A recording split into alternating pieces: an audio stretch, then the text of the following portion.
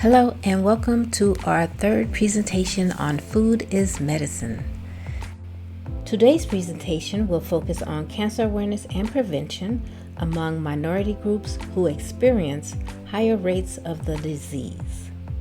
This session includes strategies for prevention, living healthy with cancer, addressing family history, and supporting loved ones with cancer. Minority groups such as African Americans, Latinos, and LGBTQ individuals face higher cancer incidence and mortality rates due to disparities in healthcare access, cultural barriers, and socioeconomic factors. This presentation is designed to empower participants with knowledge about cancer prevention, healthy living strategies for those diagnosed, and support mechanisms for family members or friends affected by cancer.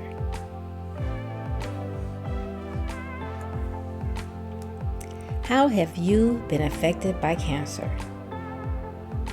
Think about it for a moment. How has cancer affected you or someone in your family? Let us know in the comments. Also, put a ribbon in the comments if you have or have ever had cancer. We say a prayer for all of those who have been affected by cancer and wish you all the best. Barriers. Here are some reported facts and examples of barriers. Racial ethnic minorities often lack access to routine cancer screenings like mammograms and colonoscopies due to inadequate health insurance, transportation challenges, and fewer healthcare facilities in underserved areas. African American women, for example, have higher breast cancer mortality rates than white women, particularly due to delayed diagnosis. Black men with prostate cancer are 2.2 times more likely to die from the disease than white men, reflecting disparities in treatment, access, and quality. The stigma and misinformation. Cancer is often stigmatized in African, Latino, and LGBTQ+ communities, leading to delayed discussions about symptoms and treatments. For example, 42% of African American immigrants lack pre-migration exposure to cancer screening and education. And then there are cultural beliefs. For instance, viewing cancer as a death sentence, and religious practices may also discourage seeking medical care. There's also a mistrust of the healthcare systems. For instance, historical abuses like the Tuskegee syphilis study. These contribute to distrust in medical institutions among Black Americans, reducing participation in clinical trials and preventive care. There are also language and communication gaps, limited English proficiency, and culturally insensitive health materials hinder understanding of prevention strategies. There are also income and education barriers. Over 25% of Hispanic and 19% of Black Americans live below the federal poverty line, limiting access to nutritious food, safe housing, and preventive care. Lower educational attainment correlates with reduced awareness of cancer risk, like tobacco and alcohol, and screening options. There are insurance coverage barriers. Uninsured rates are often higher among minorities, leading to delayed diagnosis and reliance on emergency care. Be sure you are not falling victim to these barriers that prevent you from taking care of yourself. Next, let's talk about cancer prevention. What can you do to reduce your chances of getting cancer? You can make healthy lifestyle choices. For instance, avoid tobacco use. Smoking is linked to several cancers.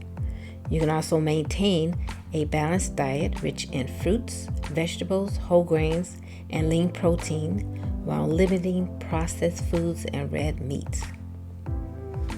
Engage in regular physical activity, at least 150 minutes of moderate exercise weekly. Try to do something daily for at least 45 minutes. You can also protect your skin from sun exposure to reduce the risk of skin cancer. Also, moderate alcohol consumption, because excessive alcohol increases risk of breast, liver, and colon cancers. You also want to be sure to take advantage of regular screenings. Encourage regular screenings tailored to individual risk factors. Early detection improves income significantly. One thing you may want to do is schedule your screenings around your birthday. So if your birthday is in May, every year around May, schedule all of your screenings, your mammogram screenings, your cervical screenings, prostate screenings, colon exam, and your general health screening. You want to take care of those items every year so that you can catch things early. Schedule it every year around your birthday, do it every year around the first of the year, or maybe do it every year around the end of the year. But make it a habit to find time to do it every year. Now it's time for a quiz. True or false? Regular physical activity can reduce your chance of several cancers. Is this true or false? Put your answers in the comments. We'll come back to this a little bit later in the video. Next, let's talk about living healthy with cancer. You can do this by focusing on your diet, staying active, and thinking positive. Dietary adjustments include focusing on nutrient-rich foods to maintain energy during treatments. You may also want to consult a nutritionist if side effects like nausea or difficulty eating occurs. Staying active. Physical activity is very important. Stay active as tolerated. Light exercise can improve your mood and overall health during treatment. And then you also want to think positive. Healthy mental support is important. Seek counseling or join support groups to manage emotional stress. Addressing family history. If there is a history of cancer in the family, you may want to think about discussing genetic testing options with a healthcare provider. Adopt preventive measures such as lifestyle changes and regular screenings tailored to family risk. Supporting someone with cancer. Practical support includes offering assistance with daily tasks like cooking meals or driving them to appointments. Emotional support. There are several ways you can be supportive emotionally. Be open and honest about your feelings. Express concern without judgment. And regularly check in through calls or messages to show the person you care. And now it's time for another quiz. Which one of these is not a recommended cancer prevention tip? Smoking, exercise, or healthy diet? Let's see if you can get this one right. Put your answer in the comments. Which one of these is not a recommended cancer prevention tip? It is smoking, exercise, or a healthy diet. We'll come back to this later in the presentation. Now, let's talk about what can you do today. Some of the steps mentioned today you may already know about and you may have already implemented. Are there any new discoveries for you? What can you add to your daily routine? Think about it. What can you add to your daily routine? What can you do to improve your health or support someone you know? Even if you do not live close to someone, or maybe you're really busy, there are still ways you can help.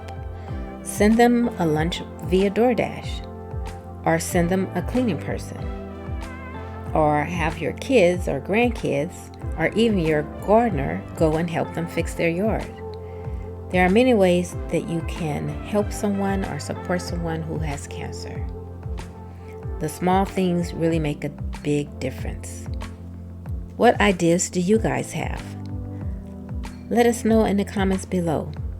How are you going to take steps today to get more healthy, and what can you do to help someone who's experiencing cancer? Key takeaways. First, prevention starts with knowledge. Second, screening can save lives. Third, support is vital. And fourth, you are not alone. Now it's time to wrap up and take action. You can lower your cancer risk. You can support your loved ones with compassion and support. Take action by scheduling your own screenings and checkup. Get checked for cancer today. Take action by downloading the handouts that accompany this presentation. And share this video with your friends. You can look in the description below for the handouts.